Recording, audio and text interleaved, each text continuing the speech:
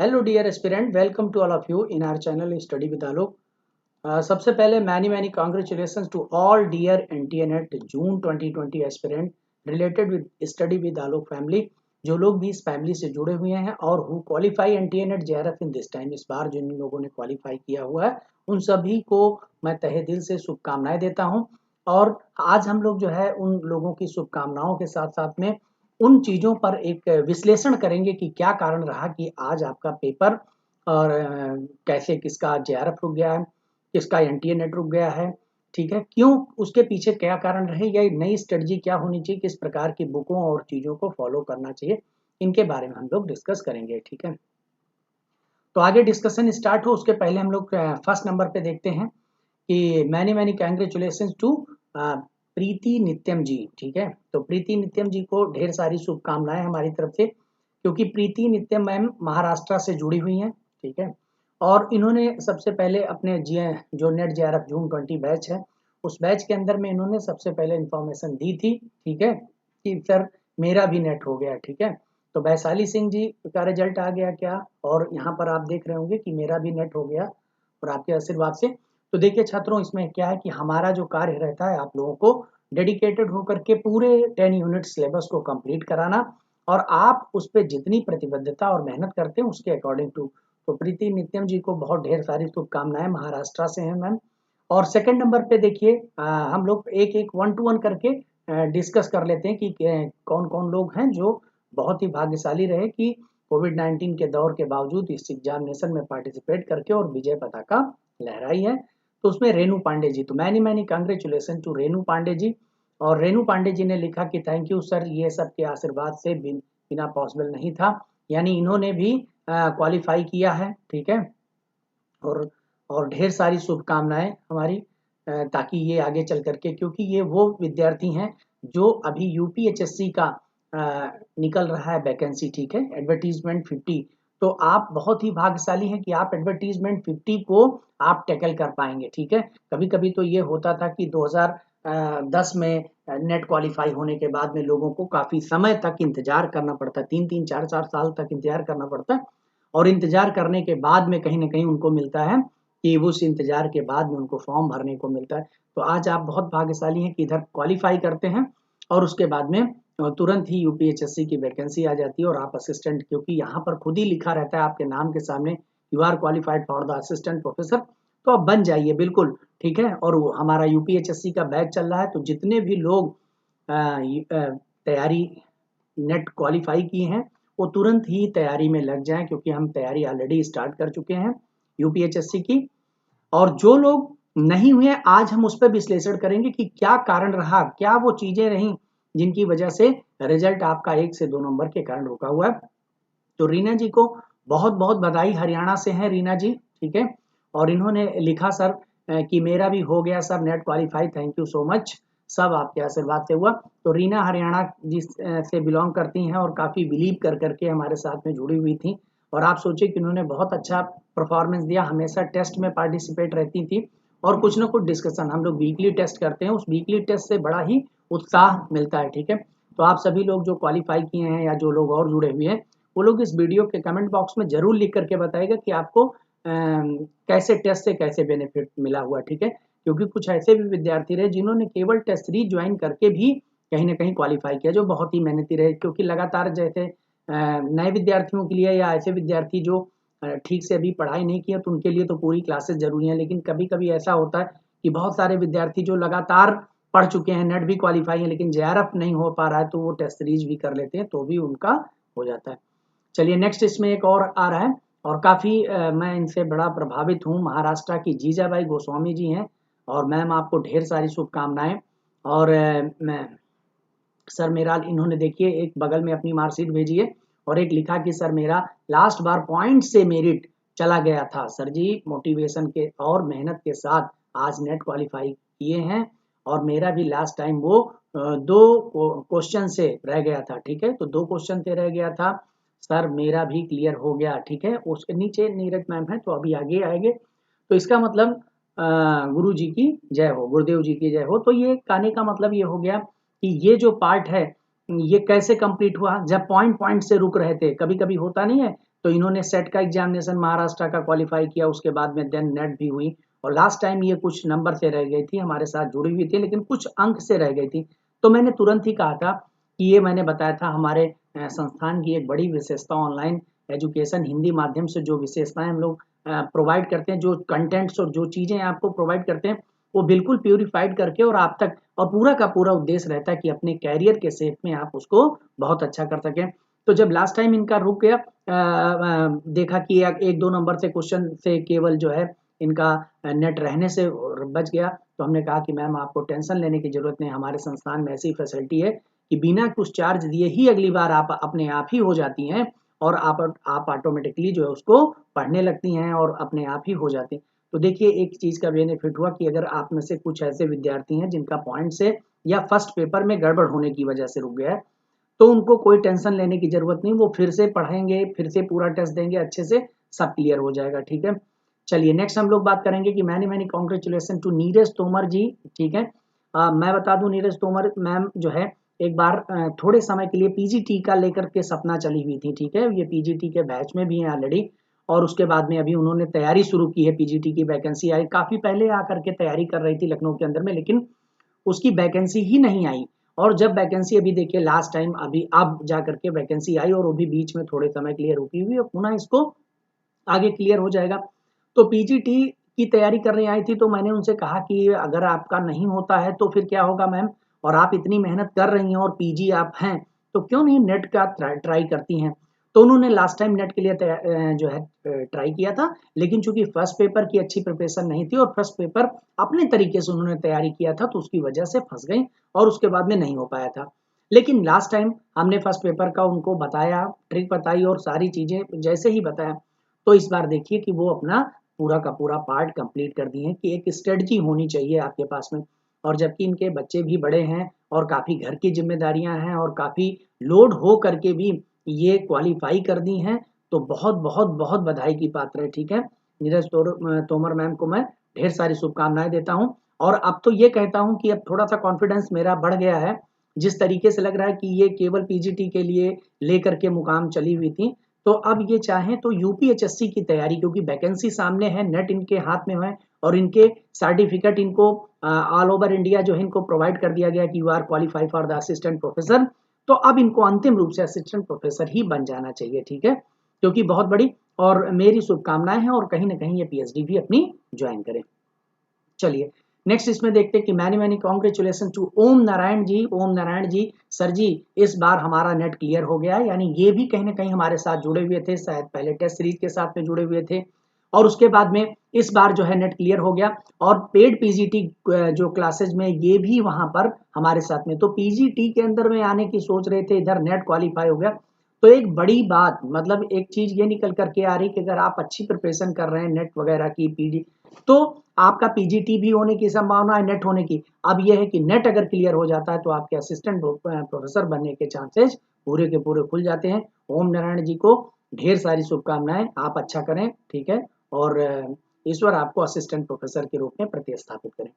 Many many congratulation to Varun Kushwaha ji. Varun Kushwaha ji ने बताया कि सर जी बहुत बहुत धन्यवाद, जो आपके सहयोग से मैं आज नेट 63.33% के साथ में पास किया है। आपका सहयोग यूं ही बना रहे, तो निश्चित रूप से पूरा का पूरा सहयोग है आपके साथ में, और मैं यही चाहूंगा कि जो बैचेज चल रहे हैं असिस्टेंट प्रोफेसर के, उसको आप करके और जो है अंतिम रूप से आप अपनी परिणति को प्राप्त करें।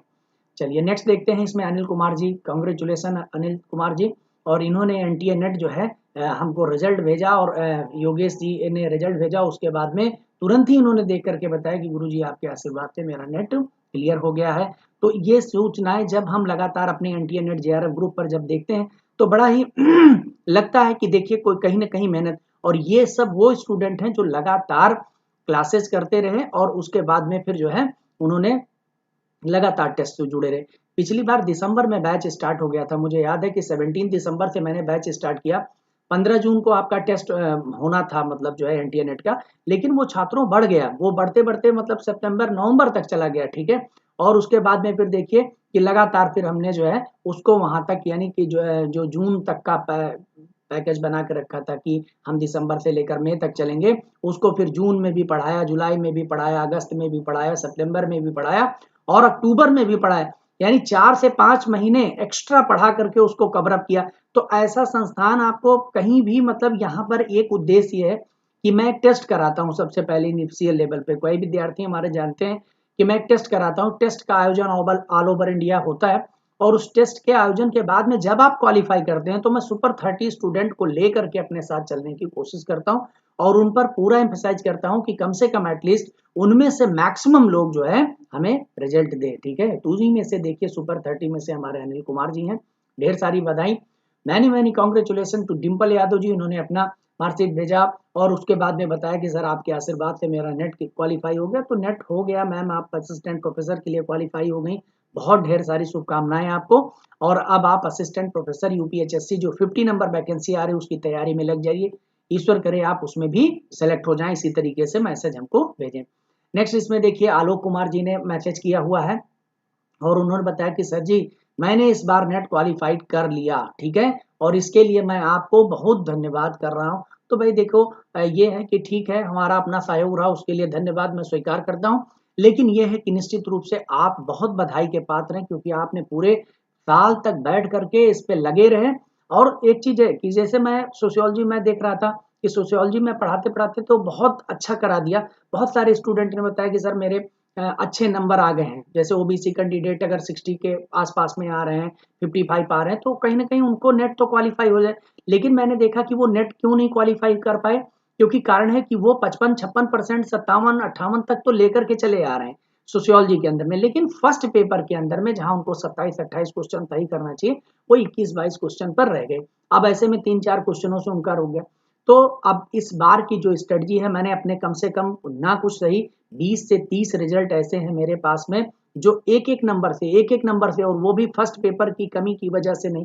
तो मैं इस बार पूरी कोशिश करूंगा कि पूरी कोशिश क्या, पूरा मेंटली रूप से सेटअप बना लिया है और आज से ही देखिए मैं आप लोगों के समक्ष आ गया हूं। तो अब आपको मैं फर्स्ट पेपर के साथ में सेकंड पेपर कराऊंगा, यानी कि दोनों मॉक टेस्ट जो हमारे वीकली 100 क्वेश्चन के होते थे अब वो 150 के होने लगे। 100 क्वेश्चन आपके सोशियोलॉजी के और 50 question first paper common paper के भी होंगे, और दोनों साथ साथ में लेकर दोनों की क्लासेस भी चलेंगी और दोनों के साथ साथ में। तो क्या स्ट्रेटजी होगी ऐसे जनरली मैं बता दे रहा हूँ, बाकी व्हाट्सएप आप जो ग्रुप बना रहता है या टेलीग्राम जो ग्रुप है, आप इसमें डिस्क्रिप्शन बॉक्स में आपको टेलीग्राम ग्रुप और साथ ही साथ में व्हाट्सएप ग्रुप के लिए व्हाट्सएप नंबर प्रोवाइड कर दिया जाता है।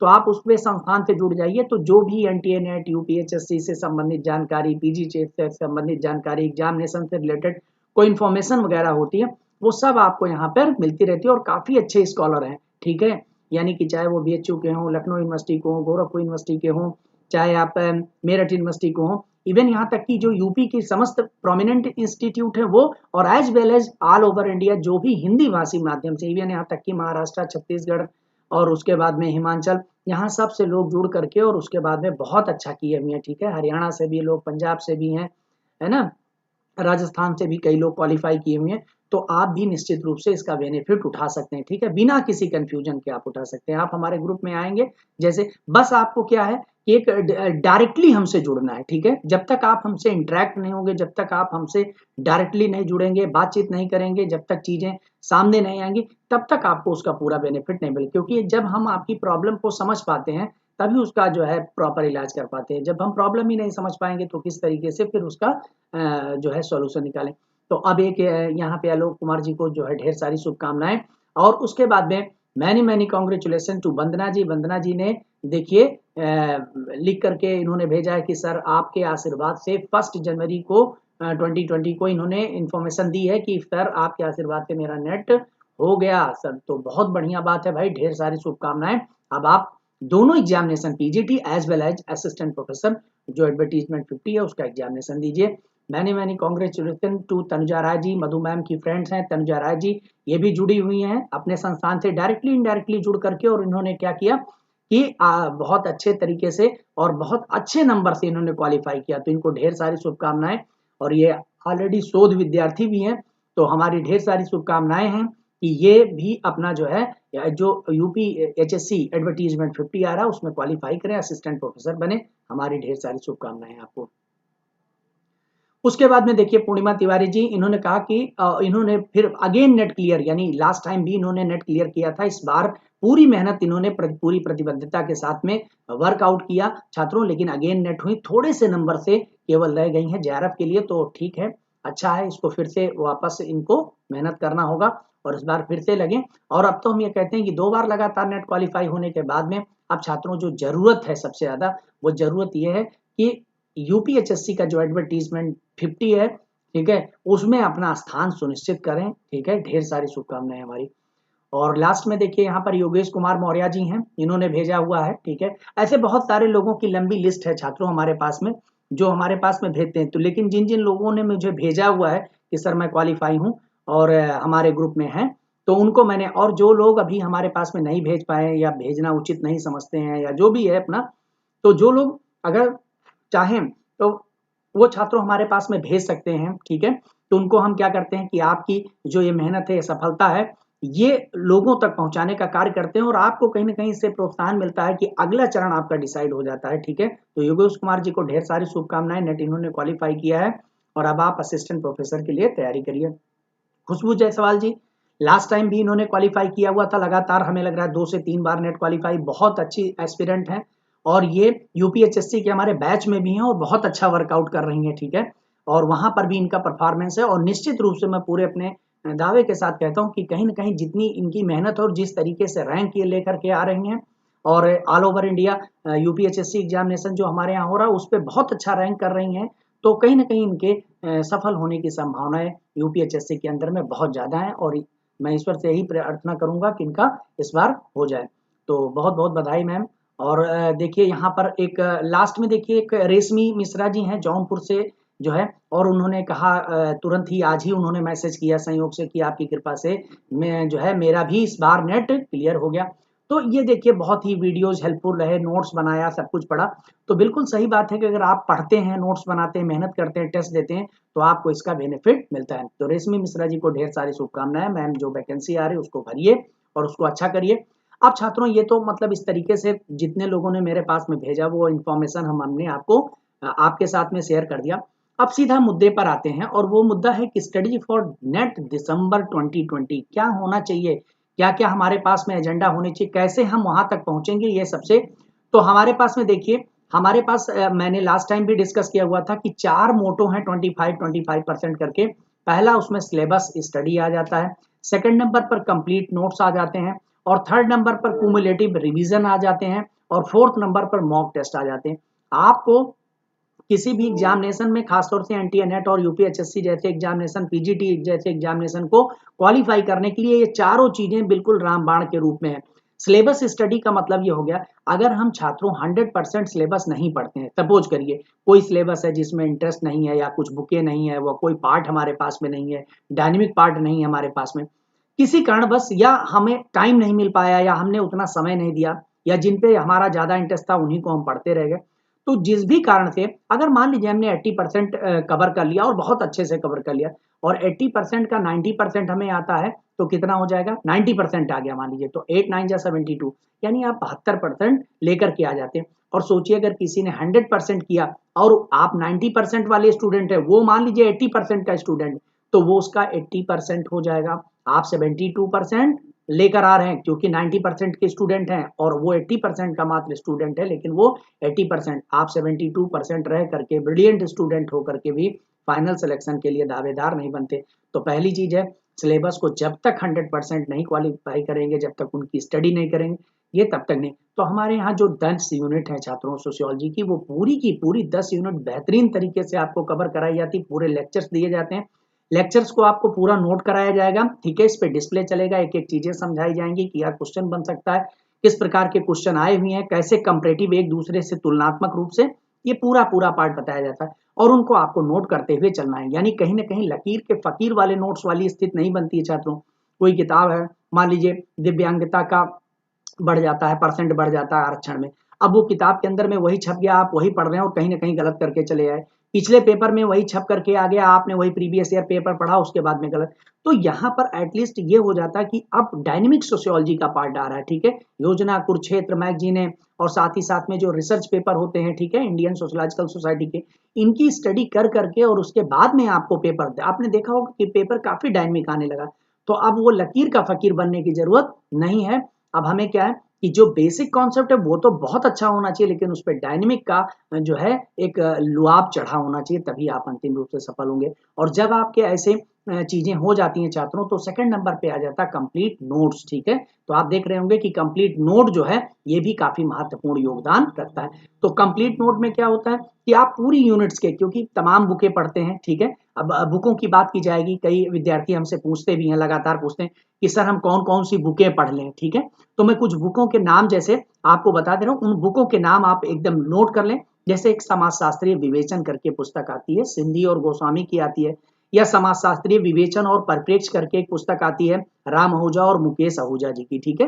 वो पुस्तक लाइए, दोनों में से कोई भी पुस्तक जो भी आपको अच्छा लगे, सरल भाषण, उसको लाइए और उसको पढ़िए बेहतरीन तरीके से, फिर आप देखिए कि कैसा फीलिंग हो रही। उसके बाद में एस एल दोषी साहब की एक पुस्तक आती है, आधुनिकता और उत्तर आधुनिकता पर 9 समाजशास्त्रीय सिद्धांत हैं। इनको लेकर के बहुत ज्यादा कंफ्यूजन रहता है आपको, क्योंकि कॉन्सेप्ट ही नहीं क्लियर होता है कि सर क्या है। तो पुस्तक भी अच्छी है, और जब इस पे लेक्चर चलते हैं तो एकदम आप एकदम बिल्कुल कहते हैं सर मुझे एकदम कंठस्थ हो गया, आपको अलग से पढ़ने की भी जरूरत नहीं पड़ती है।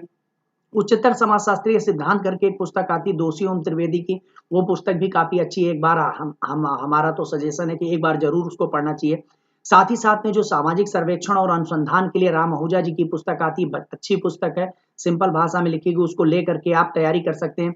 मुखर्जी जी की पुस्तक है, ठीक है, रविन्द्रनाथ मुखर्जी जी की समकालीन उच्चतर समाजशास्त्रीय सिद्धांत है, वो पुस्तक आप लेकर के अगर आप स्टडी करें तो कम से कम जो मॉडर्न थ्योरीज हैं उनको आप कर सकते हैं। और साथ ही साथ में जो समाजशास्त्रीय विश्वकोश है, रावत पब्लिकेशन का आता है, वो जरूर रखे रहें, क्योंकि छोटी छोटी टर्मिनोलॉजी है वो छात्रों आपको प्रॉब्लम में डाल देती है कि इसका मतलब क्या होता है, ठीक है। जैसे कहीं पे टोटम आ गया, वैसे तो आप छोटी छोटी चीजें जानते हैं, लेकिन कभी कभी मान लीजिए अनामिकता आ गया, अब आप टेक्नोनॉमी क्या है नहीं जानते, तो कम से कम वहां पर आप देख लें, ठीक है। और भारतीय समाजशास्त्रियों के अध्ययन के लिए वी के नागला जी की पुस्तक आती है, एस एल दोषी जी की पुस्तक आती है, जो भी आपको अच्छा लगे लेकर के आप पढ़ सकते हैं, ठीक है। तो इन पुस्तकों का अगर आप अध्ययन करें, या उच्च स्तरीय जो समाजशास्त्रीय विश्वकोश है उसको लेकर के रावत पब्लिकेशन की बुक आती है, ठीक है। इन सब पुस्तकों का अब देखिए छात्रों, यहाँ बात ये आती है कि योजना है, कुरुक्षेत्र, इन सब मैगजीनों को भी पढ़ना पड़ता है, और साथ ही साथ इन मैगजीनों को पढ़ने के साथ साथ में आप ये जो पुस्तकें हैं इनको भी, और इन दोनों को मिला करके, यानी बेसिक अगर तैयार है तभी तो आप उस पर चीजें मतलब कर सकते हैं भाई, नीचे का फाउंडेशन अगर तैयार है तभी तो आप उस पर बिल्डिंग और तमाम डेकोरेशन कर सकते हैं। तो यहाँ पर बेसिक के साथ साथ में ऊपर डायनेमिक वाला पार्ट ये आपको यहाँ पे तैयार कराया जाता है, ठीक है। उसके बाद में कुमुलेटिव रिवीजन, सबसे बड़ा प्रश्न जो ये बनता है कि एक तरफ मैंने देखा है कि आगे पढ़ते हुए चले जाते हैं हम, और पीछे की चीजें भूलते चले गए। 26 थिंकर हैं आपके पास में एनटीए नेट के अंदर में, लेकिन पता लगा 5वां थिंकर 10वां थिंकर पढ़ने लगे तो जो फर्स्ट थिंकर थे वो आपके वास आउट हो गए, ठीक है। तो आप कुमुलेटिव स्टडी का मतलब या कुमुलेटिव रिवीजन का मतलब हुआ आगे पढ़ते जाएं लेकिन पीछे वाले को जोड़ते हैं। हमारे यहाँ संस्था में खुद ही ये किया जाता है कि भाई पहला टेस्ट जो बना, एक वीक के अंदर में हमने जो पढ़ाया उसको टेस्ट लगा लिया आपका, ठीक है। उसके बाद में सेकंड वीक में मैंने पढ़ाया तो 80% क्वेश्चन कहाँ से उठाया, सेकंड जो वीक से है, लेकिन 20% क्वेश्चन मैंने जो है फर्स्ट वाले वीक से पुनः उठा लिया, तीसरे वाले में 5% उठा लिया, फिर उठा लिया। तो बार बार क्या है कि जितना आगे बढ़ता जा रहा वहां से 80%, लेकिन 20% 25% क्वेश्चन हम पीछे से और इन सब चीजों को बार बार कर रहे हैं। इससे क्या होगा, कुमुलेटिव तरीके से आप कितनी बार रिवीजन कर लेते हैं और आप बहुत अच्छा कर पाते हैं। देखिए इतना कर करके आप तैयारी में कर लेते हैं, लेकिन छात्रों एक बड़ा मुद्दा यहाँ पर, जैसे आप यहाँ पर देख पा रहे हैं कि मॉक टेस्ट है, ये सबसे बड़ा योगदान देता है। आप सब कुछ करके बैठे लेकिन अगर मॉक टेस्ट नहीं दिया, मॉक अकेले बैठ करके टेस्ट दे कोई फायदा। आप लोगों के बीच में बैठे और आप अपने आप को कह भी रहे हैं कि मैं बहुत अच्छा आ गया है, मुझे सब आता है, मेरे पास नोट्स हैं, फला है, धमाका, ठीक है सब है, लेकिन जब लोगों के बीच में ऑल ओवर इंडिया टेस्ट हम करवाते हैं और जैसे लोगों के बीच में आपने टेस्ट दिया सारी कलई खुल जाती है और फिर आपको कहीं ना कहीं जग जाना होता है कि भाई हमें क्या करना है, मेहनत फिर से करना है, क्योंकि अभी तो हम यही पेपर हम 1 घंटे में, जो 2 घंटे का पेपर होता है छात्रों, वो अपने यहाँ 1 घंटे में हम कराते हैं। मतलब केवल सोशियोलॉजी के 100 क्वेश्चन आप 1 घंटे, और हमारे यहाँ जो एस्पिरेंट है, मैं आपको बता रहा हूँ, आप जब टेस्ट में आते हैं 40 मिनट के अंदर में 45 मिनट के अंदर में 100 क्वेश्चन कर करके और तुरंत पेपर सबमिट कर देते हैं। अब आप बताइए इतनी जिसकी प्रैक्टिस इतनी ज्यादा, जो विद्यार्थी क्वालिफाई किए हैं उसमें से कई लोगों ने, प्रीति नित्यम जी ने, जीजाबाई जी ने, इन सभी लोगों ने फोन करके बताया कि सर जो हमारे टेस्ट होते थे, बिलीव करिए वही टेस्ट हमें इतना ज्यादा लाभ पहुंचा दिया है कि हम ऑटोमेटिकली पढ़ पढ़ करके तो वो कॉन्फिडेंस नहीं आ पा रहा था, पढ़ने के बाद में भी डर लगा रहता होगा कि नहीं होगा, लेकिन सर इतना हम प्रैक्टिस कर चुके थे कि हमने पेपर को 3 बार वहां बैठ के सॉल्व किया। तो भाई कोई भी आदमी 3 बार पेपर बैठ के सॉल्व कर देगा तो निश्चित रूप से नेट तो हो ही जाएगा, उसको कोई नहीं रोक सकता है। तो छात्रों अब आप पूरी स्ट्रेटेजी समझ गए होंगे और हम थोड़ी सी और चीजें भी शेयर कर दें, उसके बाद अपनी बात को यहीं विराम देंगे। उसके बाद में हम लोग लेक्चर देखिए, अब हम लोग क्या करेंगे, इस पे 1 हफ्ते तक लेक्चर स्टार्ट करेंगे, ठीक है। 1 वीक तक आप जो है हमारे जो नीचे रजिस्टर्ड नंबर दिया गया 7565955583, इस पे आप मैसेज कर दें तो हम आपको 1 दिसंबर 20 का बैच है उसमें जोड़ देंगे, फ्री ऑफ कास्ट। आप आ जाइए और आप अपना अध्ययन करना शुरू कर दीजिए, अध्ययन खूब अच्छे से करिए, ठीक है। और पूरे 1 वीक तक लेक्चर्स को पढ़िए, उसमें सभी ऑल ओवर इंडिया स्टूडेंट रहेंगे और पढ़ने के बाद में उसके टेस्ट दीजिए। लेकिन अगर आप टेस्ट नहीं देते हैं तो आप उस ग्रुप से बाहर कर दिए जाएंगे, पहली चीज तो ये जान लीजिए, ठीक है। तो आप टेस्ट दीजिए और कोशिश करके सुपर 30 बैच में आ जाइए, यानी टॉप 30 जो स्टूडेंट हैं, और हम वही चीजें पूछेंगे जो 1 वीक के अंदर में पढ़ाएंगे। तो पूरा का पूरा प्रयास करके 1 वीक के अंदर में जो पढ़ाया जाए उसको पढ़ करके और बढ़िया से अच्छे से कर करके और उसके बाद में सुपर 30 में आ जाए। इससे क्या होगा कि आपका कॉन्फिडेंस लेवल मजबूत हो जाएगा और मेरा भी हो जाएगा कि कहीं ना कहीं जो विद्यार्थी है मेहनती है और ये वास्तव में नेट क्वालिफाई करना चाह रहा है, असिस्टेंट प्रोफेसर बनना चाह रहा है, ठीक है।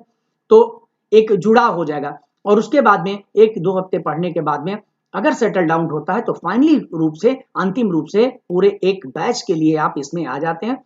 बाई चांस अगर इनके किसी कारणवश अगर आप इसमें नहीं क्वालिफाई हो पाते हैं, जैसे सपोज करिए तमाम महिलाएं हैं, तमाम लोग हैं, फर्स्ट टाइम जो एग्जामिनेशन दे रहे हैं, तो अगर छात्रों आप फर्स्ट टाइम एग्जामिनेशन दिए और बाय चांस अगर नहीं क्वालिफाई कर पाए, मान लीजिए कि किसी कारणवश ऐसा हो गया 1 नंबर 2 नंबर से, कोई दिक्कत वाली बात नहीं, विदाउट एनी चार्ज हम नेक्स्ट बार भी पढ़ाएंगे आपको, ठीक है। तो जब हम नेक्स्ट टाइम भी पढ़ाएंगे आपको और फिर कवर अप कराएंगे, इससे क्या होगा कि बाय चांस अगर आपका 1-2 नंबर से उठ रहा है तो वो अगली बार कंप्लीट हो जाए। ये देखिए, अब इसको आदत में नहीं बनाना कि सर हम इस बार नहीं अगली बार ही क्वालिफाई करेंगे, लेकिन इन द केस ऐसा होता है कि 1 नंबर 2 नंबर से गड़बड़ हो गया। पहली बात तो मैंने पूरा एनालिसिस किया छात्रों की, इसमें वो विद्यार्थी ज्यादातर जो है गड़बड़ हुए हैं जिनके फर्स्ट पेपर ही गड़बड़ हुए हैं। बहुत सारे लोगों से मैं मिला हूं जिन्होंने कहीं भी पढ़ा लिखा अच्छे से किया, सोशियोलॉजी को समझा, संस्थान से केवल जुड़ भी गए। आप देखिए कि इसमें 1000 स्टूडेंट एक साथ में जुड़े हुए हैं, मोर देन 20,000 एस्पिरेंट हमारे साथ में। तो अगर आप उसको जुड़ जाते हैं केवल उस ग्रुप के साथ में तो आपको बहुत सारी इंफॉर्मेशन ऑटोमेटिकली मिलने लगती है और एक प्लेटफॉर्म मिल जाता है, एक प्लेटफॉर्म जहां पर आप अपनी बातों को रख सकते हैं, ठीक है। अपनी जो है बातों को रख करके और आप अच्छा कर सकते हैं और लोगों के साथ में कंपटीशन कर सकते हैं, अपने आप को इम्प्रूव कर सकते हैं। ये सब चीजें आपको वहां पर मिलती हैं। तो ठीक है छात्रों, फिर अब मैं अपनी बात को यहीं पे विराम देता हूं और अगले वाले लेक्चर में, जो अगला लेक्चर होगा उसमें सीधा, क्योंकि स्ट्रेटजी मैंने बता दिया कि इन चारों को लेकर के हम चलेंगे। और क्या स्ट्रेटजी होगी, हम मंडे को टेस्ट कराएंगे, ठीक है। संडे को छुट्टी रखेंगे एक दिन, क्योंकि पिछली बार विद्यार्थियों ने बहुत मेहनत किया और कोई भी विद्यार्थी कभी लेक्चर कोई नहीं छोड़ा, लेकिन इस बार एक दिन, वीक में एक दिन की छुट्टी रखेंगे उनको अपने कुछ दैनिक क्रियाओं को करने के लिए, ठीक है, अपने मतलब जो भी चीजें। लेकिन हम लोग अपना जो है मंडे को टेस्ट करा करेंगे, एवरी मंडे टेस्ट हुआ करेगा, जो वीक में पढ़ेंगे उसको मंडे को टेस्ट, संडे को टेस्ट होता था देन वो मंडे को हो जाएगा। ट्यूसडे को हम उसका डिस्कशन करेंगे, ठीक है, पूरा डिस्कस कर डालेंगे, पूरे पेपर का एनालिसिस कर डालेंगे कि क्या हुआ, कैसे हुआ, क्यों क्वेश्चन का इसका आंसर बदलना चाहिए, चेंज होना चाहिए, सब ट्यूसडे को हो जाएगा। सिलेबस आ जाएगा ट्यूसडे को कि हम पूरे वीक में क्या पढ़ेंगे। और उसके बाद में वेडनेसडे, थर्सडे, फ्राइडे, ठीक है, ये जो है वेडनेसडे, थर्सडे, फ्राइडे, ये 3 दिन हम अपने सोशियोलॉजी का पार्ट कंप्लीट करेंगे छात्रों। और उसके बाद में फ्राइडे और सैटरडे को हम लोग फर्स्ट पेपर की क्लासेस करेंगे, ठीक है। तो इस तरीके से पूरा 5 डेज ये बन गया आपके क्लासेस के प्रोग्राम। और उसके बाद में संडे को आपका हॉलीडे रखा जाएगा, या हम ऐसा करेंगे 4 डेज अगर कर लेंगे, ठीक है, उसमें कुछ परेशान होने की जरूरत नहीं है, क्योंकि टाइम अगर कम मिला, क्योंकि हो सकता है मार्च में एग्जामिनेशन आपका हो, ठीक है। तो अगर मार्च या अप्रैल में एग्जामिनेशन फिर से ऑर्गेनाइज हो जाता है तो हमें फिर 4 डेज पढ़ाना पड़ेगा, पूरा 7 डेज हम इंक्लूड कर लेंगे। कैसे, जैसे हम पहले करते हैं तो इसमें मंडे को टेस्ट ले लिया, तो ट्यूसडे को तो हम डिस्कस कराएंगे, ठीक है, वो डिस्कशन बहुत जरूरी होता है। उसके बाद वेडनेसडे, थर्सडे, फ्राइडे तक हम लोग 4 दिन के लिए सोशियोलॉजी, और उसके बाद में सैटरडे और संडे के दिन हम जो है आपका फर्स्ट पेपर का क्लास कराएंगे और मंडे को टेस्ट लेंगे। तो जो भी एक वीक में पढ़ाएंगे उनका इस तरीके से प्रोग्राम बना दें, और ये पूरा पूरा वीक का प्रोग्राम हो जाएगा और पूरा चलता रहेगा, ठीक है। तो मेरी कोशिश यही है, क्योंकि अभी वैकेंसी जो है आप लोगों की फिर से जो है ये जो नोटिफिकेशन है आने वाला है, ठीक है। तो जैसे नोटिफिकेशन आ जाएगा सब पता चल जाएगा कब टेस्ट होगा, कब क्या होगा। फिलहाल एकदम बिल्कुल तैयार रहें। तो जो विद्यार्थी हमारे एक एक नंबर, दो दो नंबर से रुके हुए हैं, बिल्कुल निराश ना हो। सबसे बढ़िया एग्जामिनेशन एनटीए नेट की यही विशेषता है कि 6 मंथ में हो जाता है। कोविड के कारण थोड़ा सा डिले जरूर हुआ है, लेकिन कोई टेंशन वाली बात नहीं है। बिल्कुल आपको फिर से समय से पेपर मिल जाएगा। जैसे केवल आप ये मान के चलिए कि मेरा एग्जाम हुआ ही नहीं है, मुझे एक अपॉर्चुनिटी मिल गई है अगले 6 महीने की, ठीक है, अगले 3 महीने के, अगले 3 महीने का केवल आपके पास में टाइम है, 3-4 महीने का। तो 3-4 महीने आप अच्छे से फिर से लग करके, हमारे साथ में लग करके और पूरी प्रतिबद्धता के साथ में तैयारी करिए। निश्चित रूप से कह रहा हूं, क्योंकि मैंने देखा है कि जब दोनों पेपर एक साथ में लेकर के चलते हैं, वीकली पैकेज बना करके कि हमको, तो फिर उसमें सफलता प्राप्त करने का जो चांस है जो बहुत ज्यादा हो जाता है। क्योंकि सोशियोलॉजी के अंदर में जब आप यहाँ पर हिंदी मीडियम के अंदर में पैन इंडिया छात्रों जैसे ही संस्थान से आप जुड़ते हैं, तो विश्वास मानिए फिर सरस्वती जी की कृपा हो जाती है आपके ऊपर, और ऑटोमेटिकली फिर ये जान लीजिए कि समाजशास्त्र आने लगेगा। निश्चित रूप से आप समाजशास्त्र से ओत प्रोत हो जाएंगे, इसमें कोई दो राय नहीं है। क्योंकि आप हमारे लेक्चर्स पे जाइए, जो वीडियो लेक्चर हुए हैं उन पे जाइए, उनके फीडबैक को जब वॉच करेंगे तो आपको लगेगा कि नहीं, निश्चित रूप से लोगों को बहुत ही बेनिफिट हुआ है। तो जब सबको बेनिफिट हो रहा है तो आप भी इसमें जो है बहती गंगा में हाथ धोइए और साथ में जुड़िए, ठीक है, और उसका जो है आप उसका पूरा का पूरा बेनिफिट लीजिए। धन्यवाद छात्रों।